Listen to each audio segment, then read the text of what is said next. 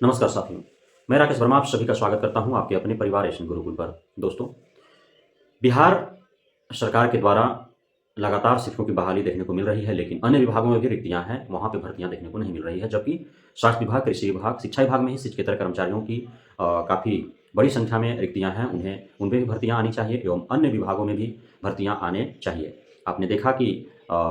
शिक्षक भर्ती परीक्षा जो है वो 2-2 बार लगातार आयोजित हुआ और नियुक्ति पत्र भी बाँट दिए गए, लेकिन बिहार पुलिस कांस्टेबल का जो परीक्षा हुई, उसके बाद पेपर लीक का मामला सामने आया, परीक्षाएँ कैंसल हो गई, लेकिन दोबारा से परीक्षा अब तक नहीं हो पाए हैं। एसआई भर्ती का भी जो परीक्षा हुआ, उसमें भी बवाल खड़े हैं और अब तक उसमें भी जो है वो भी लंबित पड़ा हुआ है। साथ ही अन्य कई वैकेंसीज़ हैं, छोटे-मोटे बीपीएससी आयोग के द्वारा भी कई परीक्षाएँ ली गई थी बहुत दिन पूर्व, उसका रिजल्ट जो है अब घोषित किया गया है, कुछ अभी लंबित पड़े हुए हैं, घोषित होने हैं। अन्य भी कई विभाग हैं जिसमें भर्तियाँ होने बाकी हैं। हम सरकार से माँग करेंगे कि जिस प्रकार से आप अपना पीठ थपथपा रहे हैं, ढिंढोरा पीट रहे हैं, 1-1 लाख ऐतिहासिक रूप से 2-2 बार आपने 70 दिनों के अंदर नियुक्ति पत्र बाँटने का जो ऐतिहासिक रिकॉर्ड बनाया है, अन्य विभागों में भी ये रिकॉर्ड बने ताकि सभी लोग लाभान्वित हों। अब हम बात करेंगे कि चाहे भर्तियाँ होनी भी चाहिए और हो भी रही हैं, इसके लिए सराहना के पात्र है सरकार, लेकिन भविष्य में समस्याएँ क्या उत्पन्न होने वाली है। साथियों, आप सभी को इससे परिचित हैं, अवगत हैं कि बिहार में इधर कुछ दिनों से जो है वो वेतन समय से आ पा रहे हैं, लेकिन पूर्व में शिक्षकों की जो हालात थी वो बद से बदतर थी। नाम के वो सरकारी कर्मी थे, सरकारी नौकरी में थे, लेकिन कभी-कभी ऐसा होता था कि उनको अपना सम्मान बचाने के लिए, अपना इज़्ज़त बचाने के लिए जो है वो काफ़ी मशक्कत करना पड़ता था। चूँकि वो शिक्षक हैं, सरकारी शिक्षक हैं, उनको सरकार जो है वेतन दे रही है और उस प्रकार से उन्हें अपने समाज में अपने आप को जो है मेंटेन रखना पड़ता था और सरकार जो है पर मंथ उन्हें मंथली वेतन करती नहीं थी। जब एक मुश्त 6 महीना 8 महीना का के बाद जब 3-4 महीने का वेतन आते थे तो तब तक जो है काफ़ी बर्बकाया हो जाने के कारण जो है वे उसे भर करके फिर जो है वो खाली हाथ हो जाते थे। यदि कोई अटेंडम कोई घटनाएँ घट गई, कोई बड़ा कार्य उन्हें करना पड़ा तो फिर उन्हें समस्या होनी पड़ती थी, किसी के सामने हाथ फैलाना पड़ता था। तो कहीं ऐसा ना हो कि अभी जो है ढिंढोरे पीटे जा रहे हैं, चूँकि चुनावी बाज़ार में रिक्तियाँ बाँटी जा रही हैं, तो हो सकता है कि जब चुनाव समाप्त हो जाएँ, उसके बाद जब नई सरकारें बन जाएँ, तो फिर जो है उसी प्रकार से वेतन हेतु मशक्कत करना पड़े शिक्षकों को या फिर अन्य विभागों में जो भी भर्तियाँ हो रही हैं, वहाँ के कर्मचारियों को। ऐसा हालात उत्पन्न होने के पीछे कारण भी हैं, जिसे मैं इस वीडियो में स्पष्ट कर देना चाहता हूँ। साथियों, बिहार सरकार जो है वो लगातार कर्ज में दबते जा रही है। आप सभी को पता है, अवगत हैं, बिहार को हों या फिर दूसरे राज्य के हों, वो भी जान लें। जिस प्रकार से अन्य राज्यों में जैसे हमारे बगल का राज्य है आपका झारखंड, बंगाल में भी, उड़ीसा में भी वहाँ पे या यूपी में आप देख लें, तो इन राज्यों में जो हमारे पड़ोसी राज्य हैं, तो इन राज्यों में जो है वो आय के स्रोत हैं, वहाँ पे राजस्व के स्रोत हैं। लेकिन बिहार का संदर्भ में यदि बात किया जाए तो बिहार में न तो कोई बड़ी फैक्ट्रियाँ हैं, न ही यहाँ पे खनन-उत्खनन के कोई साधन संसाधन है यहाँ पे जो है जंगल भी नहीं है कि वहाँ से इनकम आ सके, यहाँ पे खाद्यान्न भी नहीं है कि वहाँ से इनकम आ सके, यहाँ पे कोई बड़ी कंपनियाँ नहीं हैं कि वहाँ से इनकम आ सके। तो इस यहाँ पे राजस्व जो का स्रोत जो है वो काफ़ी सीमित है। बालू बेच करके सरकार पैसा कमाती है और बालू भी जो है लगातार कई वर्षों से जो है वो बंद पड़े हुए हैं और उसके पीछे का कारण भी है कि नदी में बालू है नहीं, टेंडर जो हो रहे हैं वह काफ़ी जो है नीलामी जो हो रहा है वो काफ़ी उच्च हो रहा है और जब ठेकेदार लाभ नहीं देख पा रहा है तो वो नीलामी में भाग नहीं ले रहा है या फिर नीलामी घाट का नहीं हो पा रहा है या अन्य कारणों से भी बालू बंद लगातार चल रहे हैं। चोरी छिपे जो है बालू निकाल करके लोग अपने घर मकान बना रहे हैं, अन्य जो सरकारी काम भी हो रही है, तो चोरी छिपे ही बालू ला करके काम हो रहे हैं, सरकार को भी मालूम है।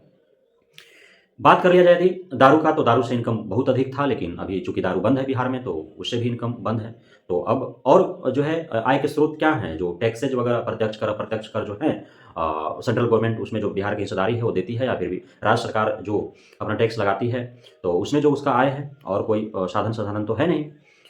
अब जो है इतने बड़े स्तर पर वैकेंसीज़ हो रही हैं, प्रत्येक माह उन्हें वेतन देना है, तो पैसे तो आवश्यक हैं ही और इससे जो है जैसे-तैसे कर्ज ले करके सरकार जो है चुनाव तक खींचेगी ही कि चुनाव तक हर माह जो है वेतन दिया जाए ताकि जो राज्यकर्मी हैं, उनके अंदर विश्वास जग सके कि सरकार जो है अब हालात सुधार रही है, राज्यकर्मियों को पर मंथ वेतन देगी। लेकिन भविष्य में फिर से वही दोहराए जाएँगे जो इतिहास रहा है बिहार का, क्योंकि यहाँ का आर्थिक स्थिति जो है वो सुदृढ़ नहीं है और न ही सुदृढ़ हो रहे हैं। कर्ज पे कर्ज सरकार ले रही है। अभी जो है, जो भी निश्चित तौर पे जो सरकारी योजनाएँ, परियोजनाएँ होती हैं, उसके लिए विश्व बैंक से, एशियाई विकास बैंक से, नाबार्ड से जो है उस विशेष परियोजना योजना के लिए सरकार पैसा लेती रही हैं और काफ़ी कर्ज में भी है ऑलरेडी। लेकिन वहाँ से जो उन्हें पैसा मिलती है कर्ज के तौर पर, वह जिस विशेष परियोजना योजना के लिए सरकार लेती है उसी मद में वो खर्च करना होता है, अन्यथा कहीं खर्च नहीं कर सकती है। और अनर्गल जो खर्च सरकारें कर रही है, जैसे टीआरई 1 और टीआरई 2 में जो है ऐतिहासिक तौर पर जो है ऐतिहासिक तरीके से मेगा इवेंट के जरिए करोड़ों अरबों रुपए खर्च करके जो नियुक्ति पत्र बांटे गए, ये अनर्गल काम था, इसकी कोई आवश्यकता नहीं थी। लेकिन इसी के आड़ में जो है बिहार सरकार को अपना जो है चुनावी प्रचार करना था, तो उसने जो है पानी की तरह पैसे को बहाया नियुक्ति पत्र बांटने के नाम पर। और 38 जिला में 38 जगह जो है नियुक्ति पत्र वितरण समारोह कार्यक्रम का आयोजन किया गया। कई लाख रुपए एक जगह खर्च हुए और गांधी मैदान में कई अरब रुपए खर्च हुए गांधी मैदान के प्रोग्राम पे। तो आप ऑल ओवर सिर्फ नियुक्ति पत्र वितरण कार्यक्रम को यदि पूरा हिसाब किताब लेखा जोखा लिया जाए तो कई अरब रुपए खर्च हुए, जो नहीं होने चाहिए थे। अन्य भी कई और कार्य हैं जिसमें वो खर्च कर रही है सरकार, जिस हेतु उसे जो है खुला बाजार से कर्ज लेने पड़ रहे हैं। 3 लाख समथिंग उसके पास ऑलरेडी खुला बाजार से भी कर्ज था और 23,000 करोड़ रुपए जो है वो पुनः 3 लाख करोड़ रुपए ऑलरेडी कर्ज था, उस पर 23,000 करोड़ रुपए पुनः जो है वो कर्ज ले रही है। तो ये कर्ज जो लिए जा रहे हैं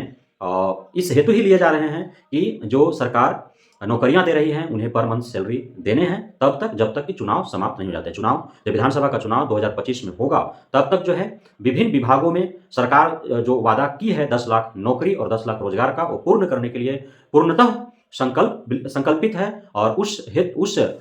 तरफ जो है उस मार्ग भी वो खोल रखा है और सुदृढ़ तरीके से जो है वो कार्य भी कर रही है और नौकरी देगी, रोजगार के अवसर भी खोल दिए जाएंगे। लेकिन बिहार में जो नौकरियां दी जा रही हैं, बांटी जा रही हैं, या जो रोजगार के अवसर खुलेंगे, रोजगार दिए जाएंगे, जिसके वेतन हेतु सरकार पर पूर्णतः यदि निर्भर हो राज्यकर्मी या कोई भी कर्मी हो, तो उन्हें भविष्य में एक परिणाम भुगतने के लिए तैयार रहना चाहिए कि उन्हें 6 महीना बीत जाने के बाद 2 महीना और 3 महीना का उनके खाते में वेतन होगा। जो फाइनेंशियली कंडीशन है बिहार सरकार का, वास्तविकता यही है, हकीकत यही है। साथियों,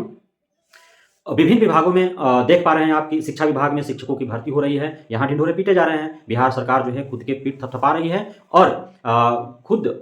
का वादा किए हुए जो है उसे निभाने को तत्परता दिखा रही है और अपने आप से जो है अपना पीठ थपथपा रही है, वाहवाही लूट रही है। लेकिन अन्य विभागों में आप पार्लरी देखें तो जैसे आप देख रहे हैं कि पुस्तकालय कर्मियों की जो बहाली है उसके लिए लोग सड़कों पर हैं। जो बिहार पुलिस कांस्टेबल का जो बहाली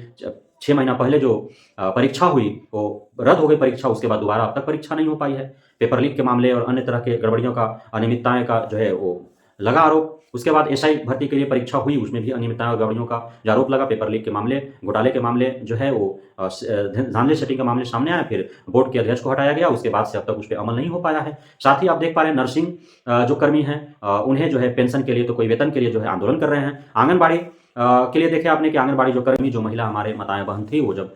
राजधानी में उन्होंने आंदोलन करा उस समय जो है किस प्रकार से उनके साथ ज्यादतियां हुई। तो आप देख पा रहे हैं दूसरे विभागों में आप देखें, आप सिर्फ एक तरफ जिस तरफ सरकार दिखा रही है सिर्फ उसी तरफ देख करके और आप यदि खुश हों तो फिर आप जो है सरकार के जाल में फंस रहे हैं और आप सिर्फ हंस रहे हैं। और यदि आप दूसरे तरफ देखेंगे, दूसरे विभागों में आप देखिए जिस तरह से कोलाहल है, कौतूहल है, जिस प्रकार से वेतन को लेकर के, पेंशन को लेकर के, पदोन्नति के लेकर के, वेतन वृद्धि को लेकर के एवं अन्य मामलों को लेकर के जिस प्रकार से हो हंगामे हो रहे हैं, उस तरफ भी नजरें हमें जो है उठाने की आवश्यकता है, देखने की आवश्यकता है। और पैरेलली जो है सबको साथ में लेकर के सरकार को चलने चाहिए। लेकिन आप सभी इस बात को लेकर के खुश हैं कि आपको नौकरी हो रही है, लेकिन स्थिति जो है वो दिन प्रतिदिन जो है गंभीर होती जा रही है। बिहार सरकार के पास जो है फंड नहीं है, कर्ज के बोझ तले वो दिन प्रतिदिन दबते जा रही है। आने वाले समय में आपको देखने को मिलेगा वही इतिहास दोहराया जाएगा जो आप सुनते थे। आपके घर में, आपके आस पड़ोस में कोई सरकारी कर्मी था, राज्य सरकार कर्मी बिहार का, उससे 6 महीना 8 महीने के बाद 2 महीना 4 महीना का वेतन आता था और पूरे जीवन वो कर्ज में रहता था। राशन वाला का बकाया, फलाने का बकाया, ढिमकाने का बकाया। कब जब उसके घर किसी विषम परिस्थिति उत्पन्न होती थी तो उसे कर्ज महाजन लेना पड़ता था, सूदखोरों से सूद पर पैसे लेने पड़ते थे। उसी प्रकार से आपको भविष्य में भी देखने को मिलेगा। इसलिए अभी से आप तैयार रहें उस समस्या से जूझने के लिए। अभी बहुत सारे ऐसे अवसर हैं आपके पास कि आप उस नौकरी को करते हुए भी आप दूसरे मार्ग पर आकर के, दूसरे प्लेटफॉर्म पर आप जो है पैसा कमा सकते हैं, अर्निंग कर सकते हैं। पहले जो है कमाने का जो सोर्सेज था वो सीमित था, लेकिन अभी कमाने का जो सोर्सेज है वो ओपन है, कई प्लेटफॉर्म है। आप एक नौकरी करते हुए दूसरा अन्य भी आप रोजगार कर सकते हैं, उससे अर्निंग कर सकते हैं। इसलिए अभी से हम आप सभी भाई बंधु बहना को आगाह कर रहे हैं कि आप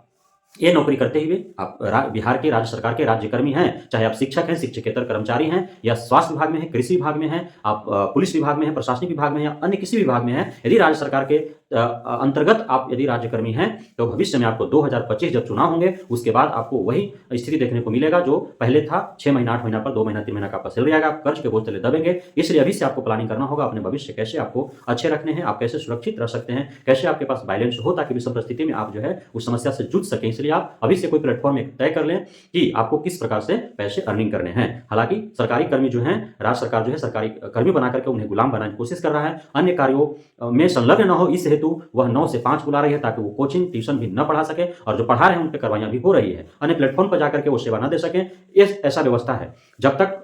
अभी वेतन समय से मिल रहे हैं तो सब लोग शांत हैं, सरकार के प्रत्येक आदेश, शिक्षा विभाग के प्रत्येक आदेशों को माना जा रहा है। लेकिन जैसे ही सरकार की तरफ से जो है कोताही बरती जाएगी, लापरवाहियां होंगी, वेतन समय पर नहीं आएंगे तो फिर सब चीज वही हो जाएगा, जैसे हालात वही हो जाएंगे जैसे पूर्व में थे और फिर से जो है सरकारी कर्मियों को कोई इतर काम करना पड़ेगा अपना रोजमर्रा की जिंदगी की आवश्यकताओं को पूरा करने के लिए। तो उसके लिए आप अभी से तैयार रहें। बस मेरा एक छोटा सा आप सभी के लिए एक आगाह भरी ये वीडियो था कि आपको आगाह कर दिया जाए कि स्थिति क्या है, सरकार के अंदरूनी हालात क्या हैं और किस प्रकार आपको जॉब दिए जा रहे हैं। जैसे